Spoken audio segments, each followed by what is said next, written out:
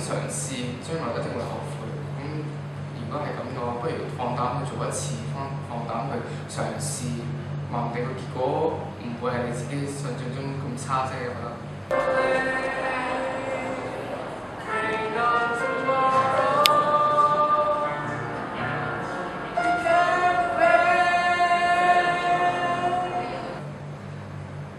適當嘅執着好重要。一句説話，你表達唔到個感情出嚟咧，係完全係同嗰個 musical 係冇咩關係喎。You got it. You definitely got it. And I got you. 跟住可唔可以點樣寫？所以話，如果你就咁讀呆就咁就咁照讀嘅歌詞或者有個 lines 出嚟，係完全係表達唔到嗰個感情出嚟。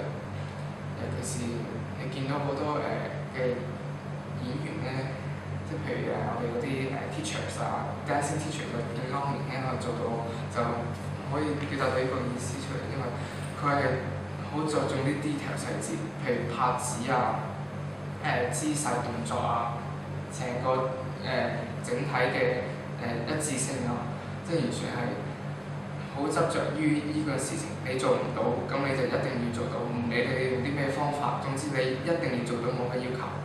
咁樣咁 show 得出嚟，雖然過程之中十分之辛苦，但係結果係分分鐘係超乎你嘅想像，因為你喺入邊有努力過，你有盡力過，你就算點樣都好，你都起碼會覺得我當初冇遺憾。